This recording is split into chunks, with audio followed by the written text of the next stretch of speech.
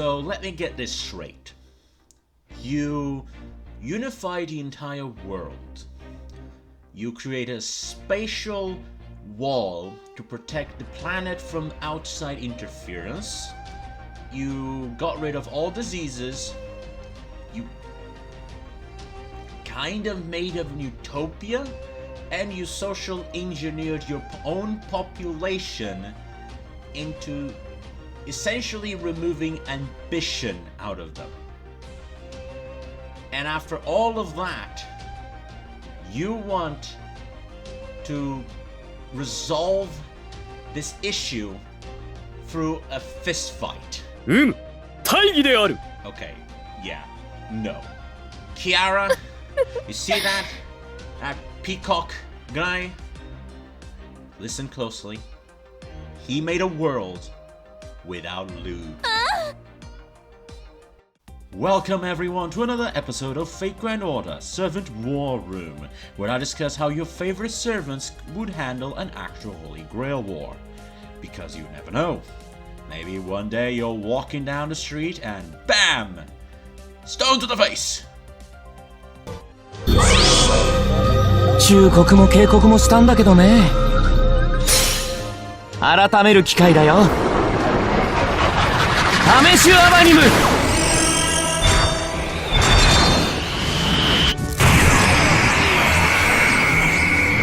For this video, I will be discussing none other than womanizer, shepherd, worst that possible, the king of Israel, David.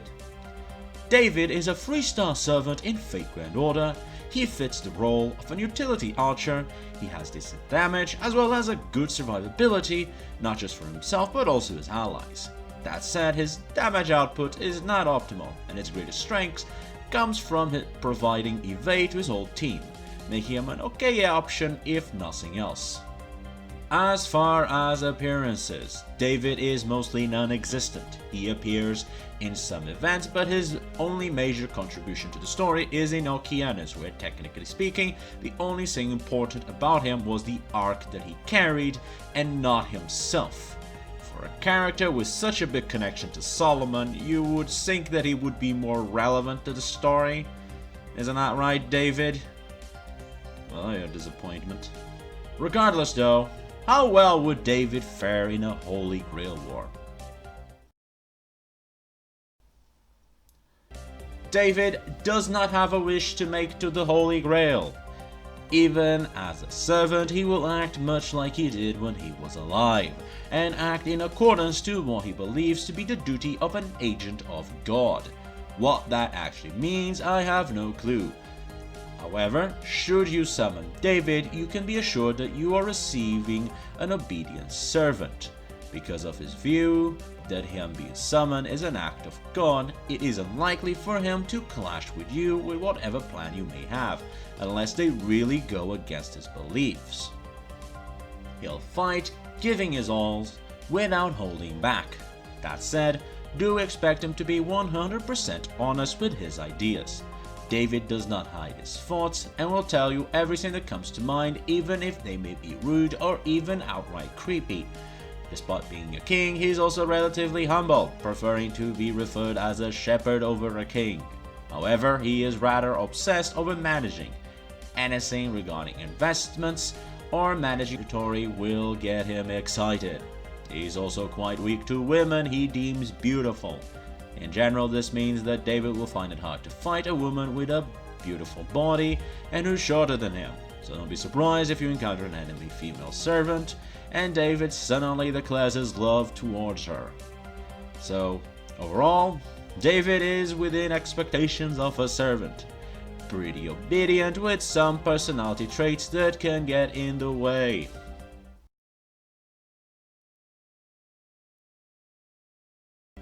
Overall, David's stats are nothing special.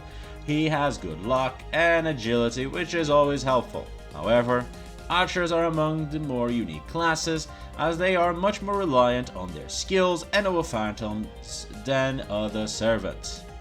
That said, it's important to note that David has several weapons that he uses when fighting. He has a bow and arrows that he himself crafts, as well as his sling and his shepherd's staff. However, his fighting skill isn't that impressive, so if he does get in a melee fight, don't expect him to survive for very long. So, let's look at his skills. David has a total of 6 skills. The number of skills is within norms for an archer.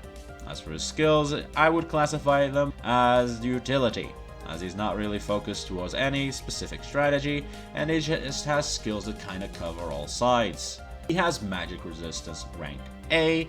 This allows him to outright nullify most magecraft thrown at him. He's essentially untouchable to modern mages, and even powerful casters with ancient magecraft will have difficulty affecting him. Independent action rank A. This is a skill that allows the user to pretty much be independent from the master. While normally a servant requires a master to supply them with magical energy to survive, those with this skill are less reliant on that, meaning that they can be more apart from the master as well as being more cost efficient overall.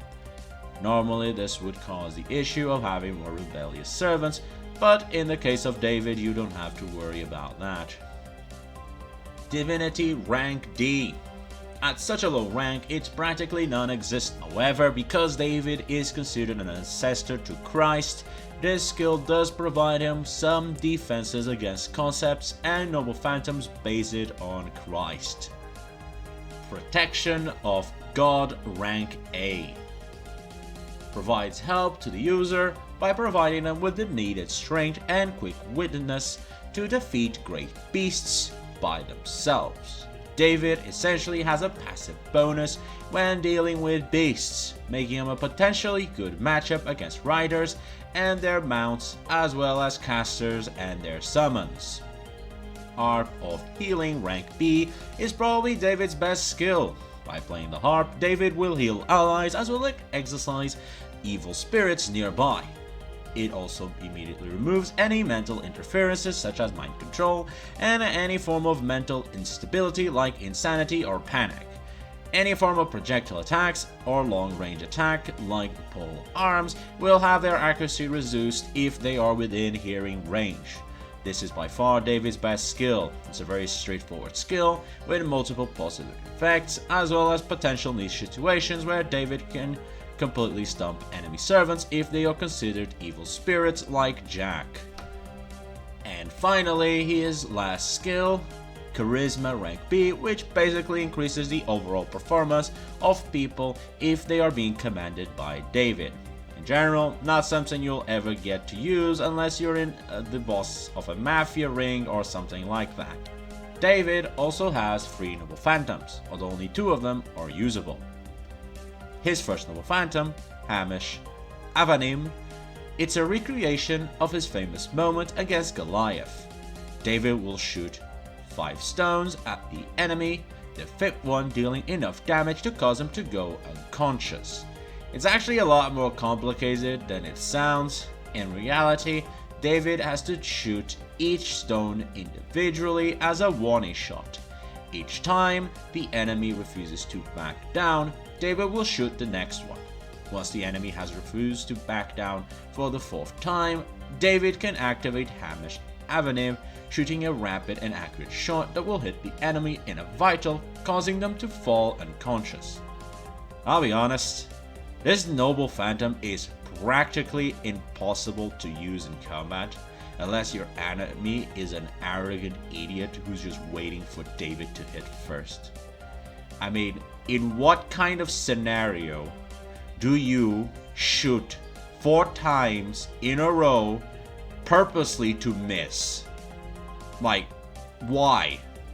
It's better if those 4 shots hit the target than if they purposely missed. So this double phantom is so hard to use. Oh my god, like it has so little usage. That said, I guess David could maybe use it while he's running away, though his agility is not like super impressive. His second noble phantom, Sacrifice Flames Upon the Altar, is an essence burner that David carries with him. To activate it, it needs to burn essence offering in the burner. Immediately after that, a phantasmal burner will appear in front of every enemy presence David can sense and envelop them in fumes. Soon after, clouds and thunder gather over all of these enemies before an altar of fire falls upon them, incinerating the enemies without leaving a trace. It's a pretty powerful Noble Phantom. The only offset by being that David doesn't really have any skill that helps him sense enemies. And finally, we have his final Noble Phantom, Ark, the Ark of the Covenant. It's a wooden box that holds the original 10 commandments issued by Moses. Aside from this servant carrying it, any who touch it will die immediately. This is such an absolute order that not even Hercules' god's hand could stop it. However, it is an independent existence from David. When summoned, the Ark will also be summoned alongside him. The Ark can't be turned into spiritual form, and it's essentially there until David dies. The box isn't small either, it's quite large, so David can't just lift it and throw it at people. So it's an absolute Noble Phantom with very few uses. Overall, David is a bit all over the place. It's difficult to even say how powerful he really is. David does have some good utility, but utility can only get you so far in an actual Holy Grail War. And yet he then has Sacrifice, which is a pretty nuts Noble Phantom.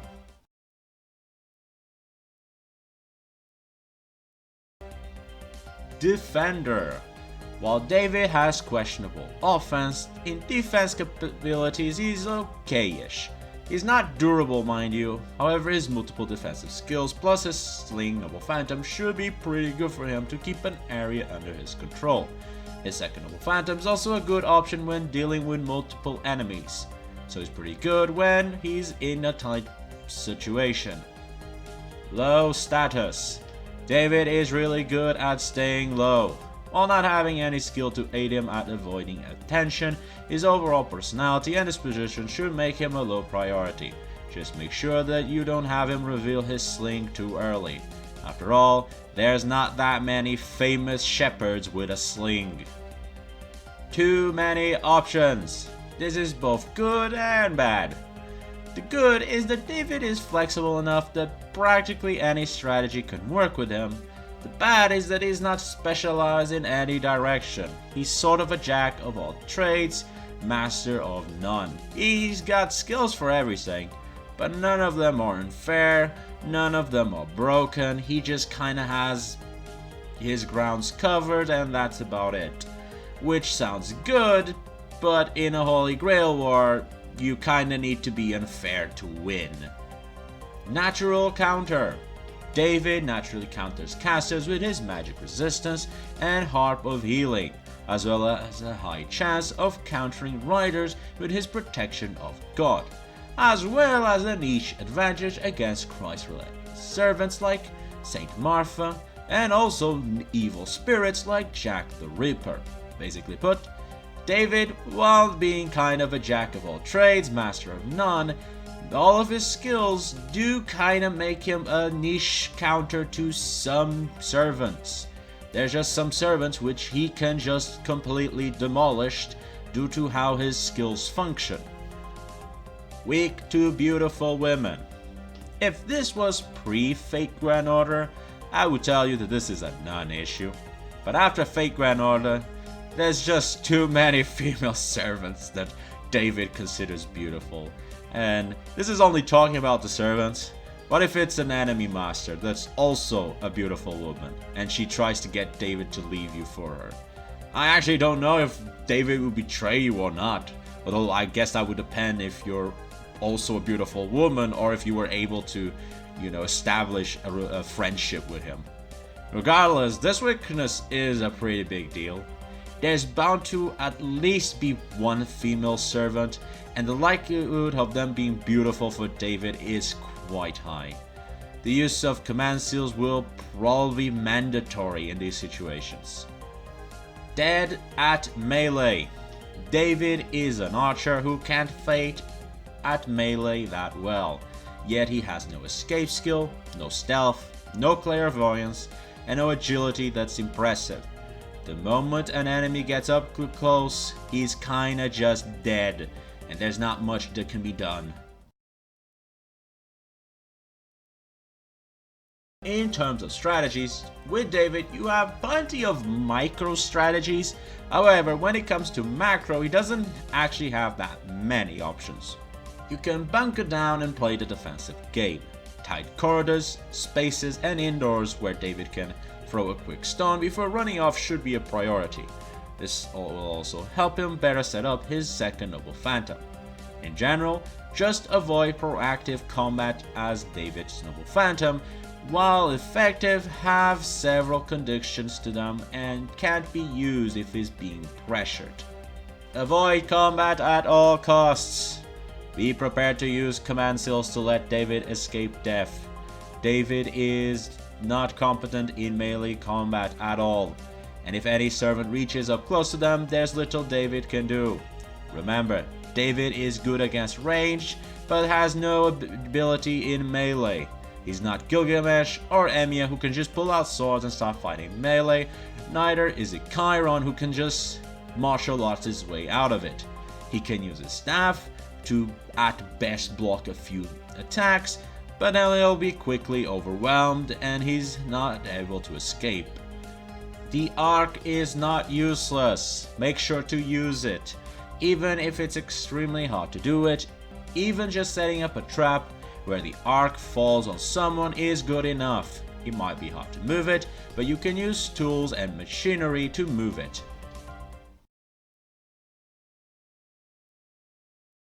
I'm actually completely baffled by David. On paper, he brings a lot of utility, and his sacrificed Noble Phantom is actually scary. But he's so weak. David has no method of escape, nor does he have any stealth or clairvoyance, neither can he attack from that far away. He needs to shoot 4 rocks, all of which have to miss before he can use his first Noble Phantom. And the second one requires Essence Offering, which might not even be available where the Holy Grail War takes place. His agility also isn't that impressive, so he can't just outrun others while he's throwing his rocks. Even his ARP, which helps against ranged attacks, isn't exactly that useful since he's not Tristan who can just attack with air arrows from his bow ARP weapon. What I'm trying to say here is, while David does have an impressive set of skills and phantoms, they just don't work well together, and they work even less well together for an archer. As such, I'll have to give him a C. The best analogy I can think for him is, imagine a car with all kinds of interesting and useful features. You take out for a ride, and on your first curve, you realized you have no brakes, and you just plow straight into the cliff or whatever. That's kind of the problem with David.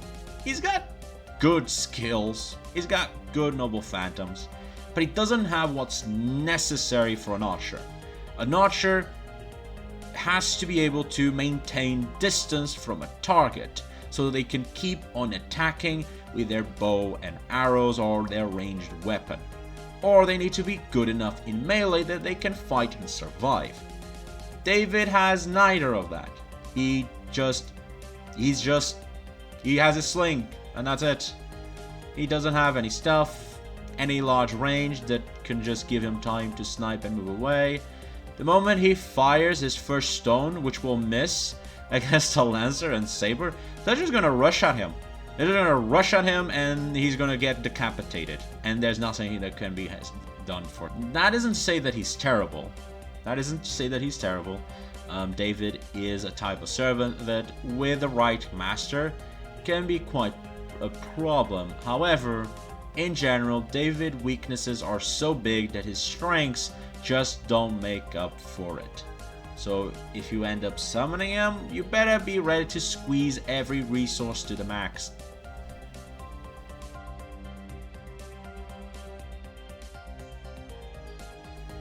And that was David. To be honest, that was a very strange video. Very strange one. David was definitely a very peculiar servant. I have never seen a servant who's had so much power, like raw power, and yet be so fragile. Because he is literally a glass cannon. He doesn't have any way to protect himself like efficiently.